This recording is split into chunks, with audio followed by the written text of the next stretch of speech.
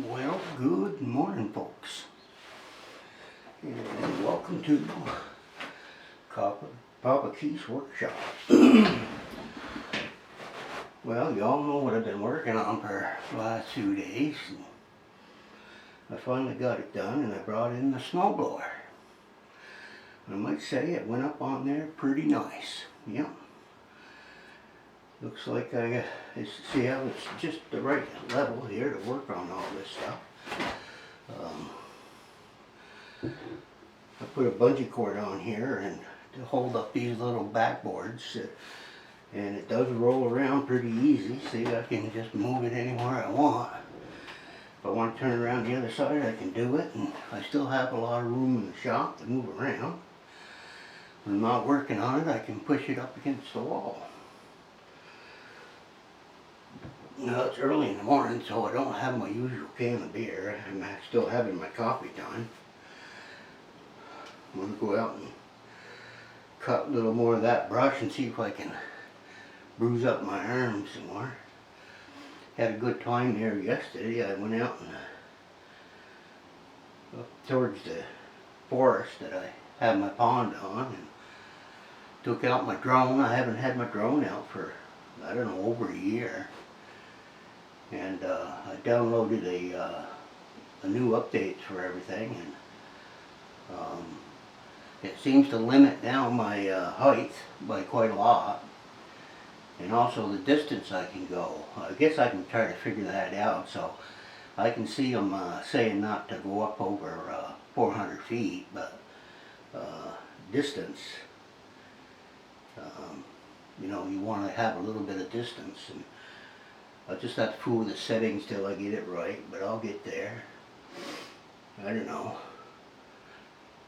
When you don't use something for a while, you seem to forget a lot of things about it, but I did make 3 successful flights. One toward Butternut Mountain, which is not far from where my forest property is, and another flight a little bit towards Sterling Mountain, which is always a beautiful view. It's you know, I grew up around here at the base of Sterling Mountain. Since the 50s, I used to spend a lot of time hiking up in those mountains, and it sure is beautiful, you know. It's pretty easy walking. Of course, it gets steep in some areas, but we used to have beaver ponds way up to the top of the base of, not up at the top at Sterling Mountain, and we used to take my fishbowl up there, and it'd be about a 2-hour hike to get up there and catch some of them old brookies and stuff that are in that pond. And doesn't get fished very often up there because people don't want to make that walk. But it's not just a walk, it's being able to see the forest and what's in it. And I just don't walk through it, I look through it. I like the mushrooms, the different types of flowers that are in the woods. I love old tree stumps, you know, and how they rot and decay, and the life that's within them that creates new life. And the vast amount of different types of trees that we have. It's just amazing to see the pine, the ash, the birch, the hemlock. You name it, we have it for trees. The ash wood, a lot of them cut the ash and they made hockey sticks out of them. Yeah, I guess they're pretty strong. Well, anyway, this is what I've been working on. And I think it's going to save my back by quite a lot. See, I can raise this chair up even a little higher if I need to. And it drove up on here a lot easier than I thought it was going to. And of course, once I got it up there, I just moved it over to the side. I want to tighten up all these different belts and take this apart a little bit and grease up all the fittings and change my oil in it. Probably I'll put in a new spark plug. Yeah.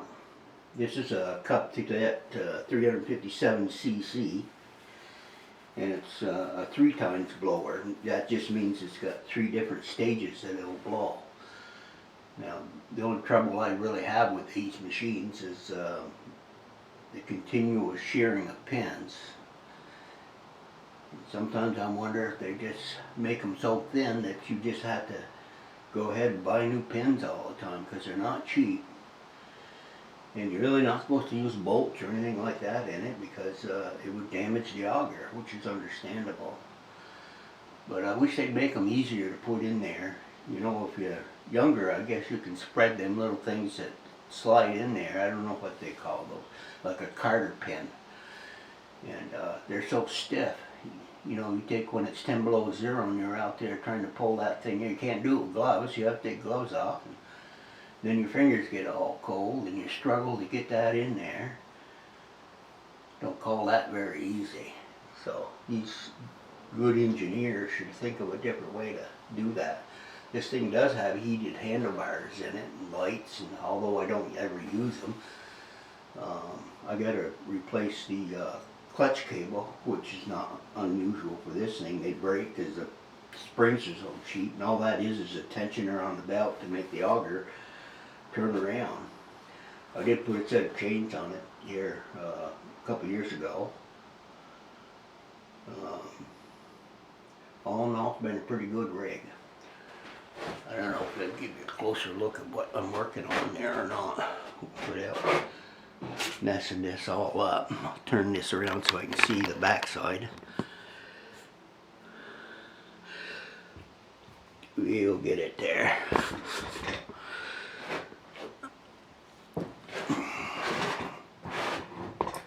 Yeah.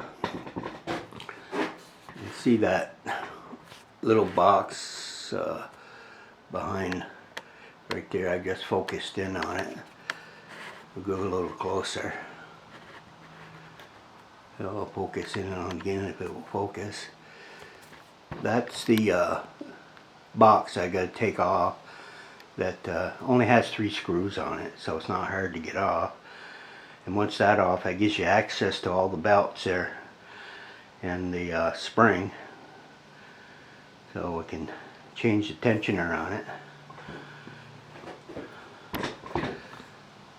Let me just take this off here so it's not on this tripod.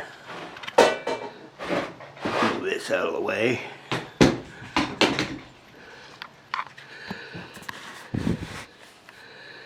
And these are the augers.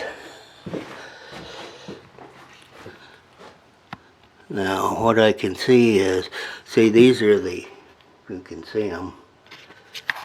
Let me do a little focus here. Focus.